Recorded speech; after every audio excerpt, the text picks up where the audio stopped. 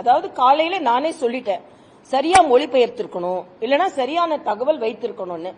இதுல அதிகாரிகள் நிஜமாவே அதை கண்காணித்திருக்க வேண்டும் என்பது எனது கருத்து. நான் உண்மையை சொல்ற உடனே அதிகாரிகள் மீது பழி போடுகிறார்கள் அப்படின்னா நான் தான் கேட்டேன். தமிழ்நாட்டில் ஒரு சர்க்குலர் வந்தது ஹிந்தி தெரிஞ்சிருக்கணும்னு. அப்ப ஸ்டாலின் போட சொன்னாரு, நான் கேட்க மாட்டேன்னா?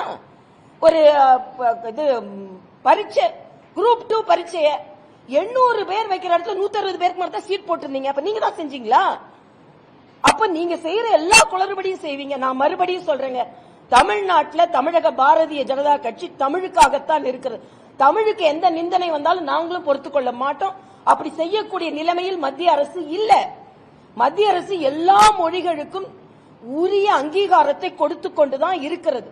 ஆனா நீங்க மத்தியில் ஆட்சியில நடக்கும் போது எப்படி இருந்தீங்க?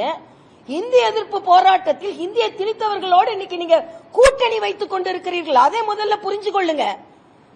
உண்மையிலேயே நீங்கள் யார் ஹிந்தி எதிர்ப்பு, யாரை எதிர்த்தீர்கள்? காங்கிரஸ் எதிர்த்தீங்க.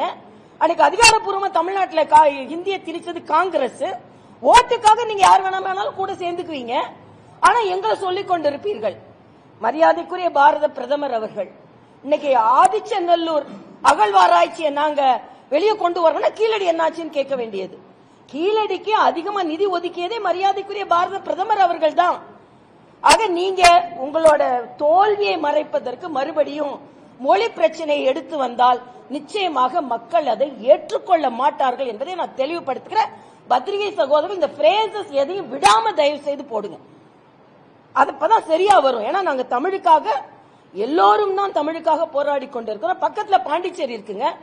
தமிழ்ல தான் பல திட்டங்களை நாங்கள் சொல்லிக் கொண்டிருக்கிறோம். இங்க ஒருத்தர் சொல்றாரு, தமிழ்நாட்டில் தேசிய ஜனநாயக கூட்டணி வந்துருச்சுன்னா தமிழ் தாய் வாழ்த்து இருக்காது, தமிழ் இருக்காது. பக்கத்துல புதுச்சேரியில தமிழ் தாய் வாழ்த்தோட தாங்க எல்லா கூட்டமும் ஆரம்பமாகிறது.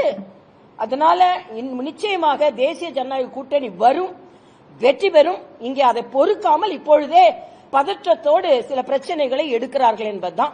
1967 ஆரம்பிச்சவங்க பிரச்சனை இனிமேல் மக்களிடம் எடுபடாது என்பதுதான் எனது கருத்து.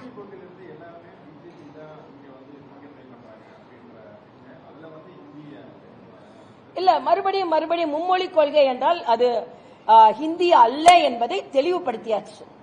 நான் கேட்கிறேன் மறுபடியும், நான் நேற்று ஒரு தொலைக்காட்சியில் சொன்னதுதான், தனியார் பள்ளிகளில் தமிழகத்திற்கு இருமொழி கொள்கை தான். அப்படி என்றால் தனியார் பள்ளிகளிலும் மும்மொழி கொள்கை கிடையாது. தனியார் பள்ளிகளில் தமிழ்நாட்டில் ஹிந்தி சொல்லிக் கொடுக்கப்படாது. தனியார் பள்ளி குழந்தைகளுக்கும் அரசாங்க பள்ளி குழந்தைகளுக்கும் ஒரே கல்விதான் பிரகடனப்படுத்த உங்களுக்கு தயாரா இருக்கிறீர்களா முதலமைச்சர் அவர்களே? நான் கேட்கிறேன். ஒன்று, எல்லோருக்கும் ஒரே மாதிரி கல்வியை கொடுங்கள். கல்வி கட்டணம் கட்டி படிக்கிற குழந்தைங்களுக்கு இன்னொரு மொழியை சொல்லிக் கொடுத்தால் அது இந்த குழந்தைகளுக்கு தவிர்க்கப்பட்டால் வருங்காலத்தில் வாய்ப்புகள் அவர்களுக்கு அதிகமா கிடைக்குமா இல்லையா?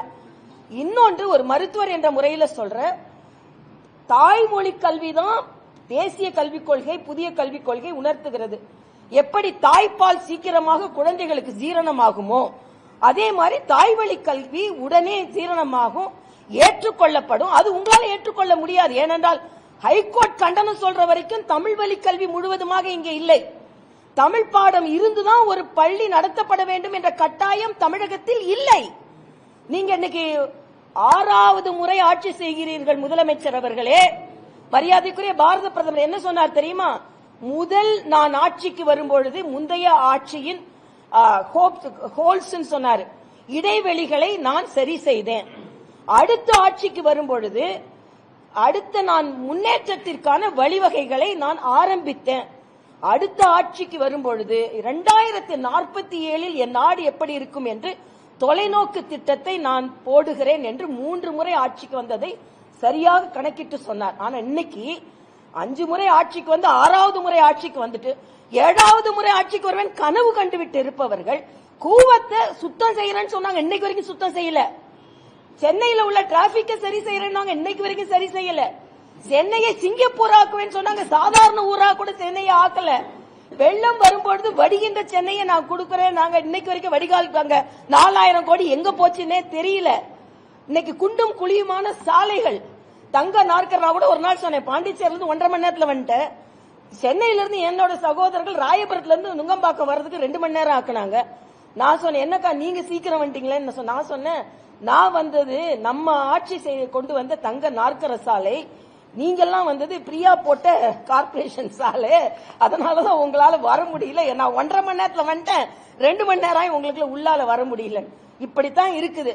அதனால சும்மா மக்களை ஏமாற்றி கூட முடியாது, மொழி அரசியலை வைத்து இனிமேலும் மக்களை ஏமாற்ற முடியாது என்பது எனது கருத்து.